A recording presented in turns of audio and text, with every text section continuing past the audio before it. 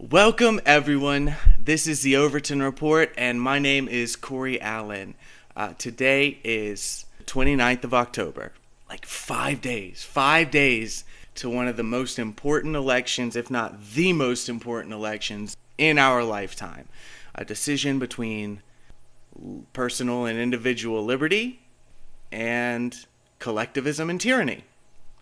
You decide. And we'll look at that in a little bit. But first, in the same thread of tyranny, yesterday, the Charleston City Council decided that they would not be holding their council meetings in person, as they had been scheduled to begin doing with the next meeting.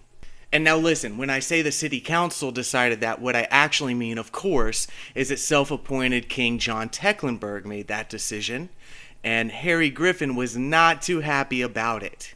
Well, I've got a couple of questions for you then, Mr. Mayor. Number one, why are Charleston County, North Charleston, Somerville, Mount Pleasant, why are they all more equipped to handle an in-person meeting than we are? I haven't asked them, council members. Well, maybe we should ask them, because obviously they're way ahead of us in how we handle this situation. My other question is, how are we having ribbon cuttings all the time if our staff is so worried about coming to a city council meeting? We're having ribbon cuttings and all kinds of other events all the time. I don't understand. It doesn't make sense to me. It seems like a double standard. Well, I just want you to know that I didn't sign up to be a virtual council member. Correct. And none of us signed up to have a worldwide pandemic of a virus that's spread by aerosol. But yet other municipalities all around us are obviously more equipped to handle it than we are. You know, and he makes great points, okay? For months, Tech and the others have gone to event after event after event. Not on Zoom, but in person. Okay? And yet, when it comes to carrying out the duties of their jobs, they can't be bothered to leave their own homes or offices and face the constituents and the questions that those constituents deserve to have answered. It's ridiculous. And I'll tell you what, you know it and I know it. They're afraid. They're afraid to answer questions regarding their tyranny, their illegal mandates, their appeasement of leftist hate mobs, and their condoning and encouragement of division and anger. And let's be real, they're afraid to answer questions regarding the Marxist groups running the city and telling them what they are allowed to do. They don't want to face you. They don't want to answer those tough questions, so they hide. The entire area is getting back to holding meetings the correct way. And so look, with these elections coming up, it's voter fraud, and the encouragement thereof is running rampant. And again, we'll touch on that momentarily, but in the meantime, I have more video regarding the voter intimidation and threats of arrest due to a woman daring, just having the pure audacity to want to cast her vote securely while having a medical condition. Seacoast Church in Mount Pleasant broke the election rules. Mount Pleasant police officers enforced that intimidation, and this woman was refused her right to vote. Now, you've seen part of it, but the officer actually physically grabbed the woman by the arm to bring her outside after she had made valid point after valid point, and the men surrounding her got fed up with being wrong. They caught you without a mask, man.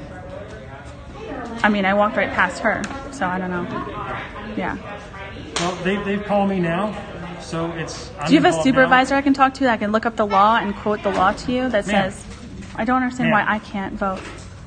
You're getting close to being arrested for trespassing. Okay, well, what's the process of arresting? Because I might go that option. I'm not sure. I don't want that to happen.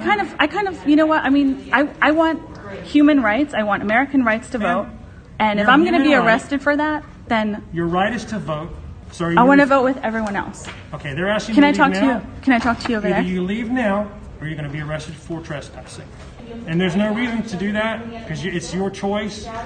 But if you don't leave, can I call my lawyer right now? Can I call my lawyer right now? Outside. Okay. Do whatever you want when you're outside. This is their establishment, ma'am. But they opened it to the public. That's what they don't understand. They opened it to the public. You invite someone to your house, They weren't their welcome. You ask them to leave, and they refuse to leave. They're trespassing. As an American citizen, I come here not to go to somebody's house.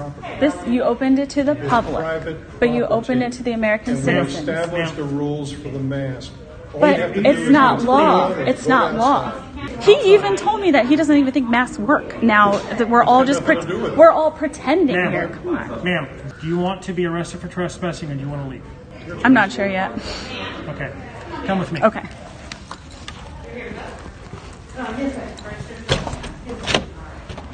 It's rather shocking in the context of refusing a person's right to vote in a major national election, in the direct face of the governor's order to allow everyone to vote and not require them to wear a mask.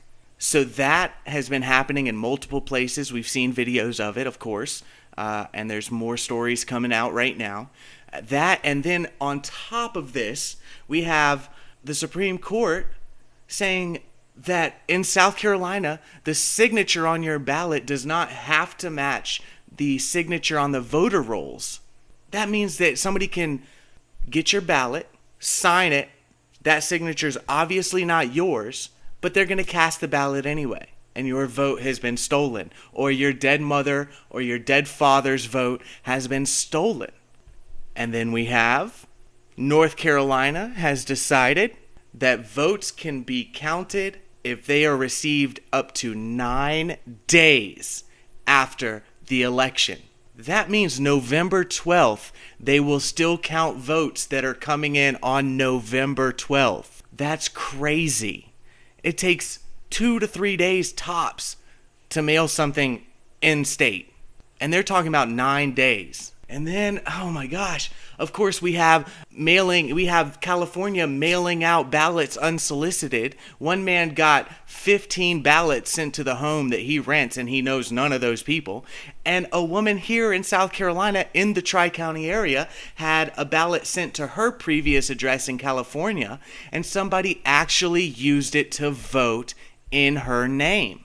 Not to mention, Project Veritas caught a poll worker filling out a ballot for someone, telling her she voted wrong, they weren't all Democrats, and fixing it for her, on her behalf, as well as giving her a gift, a really nice shawl, for that privilege. This is getting disgusting. Look at this. Now, you know, on here, you chose a Republican, not a Democrat, right? Can I do that? You can vote for whoever you want, but our conversation that we had, you said you were voting for a hater because you were going straight Democrat. Can I do it like that? Let me just show you. So you're gonna dot that in, and the line goes like this. She didn't vote for who we wanted her to vote for. I know. That right there is against the law for me to tell her, like, you realize you voted for. You can't really. Look at the shawl. Nice shawl. Oh, what's this? And she's going to say, man, Motto sent me this badass shawl. You know what? Yeah. I couldn't vote for him, but you're in his area, you vote for him. Yeah. So yeah, it's important. Get out there and vote. Get out there and vote in person. Get out there and make sure nobody steals your vote.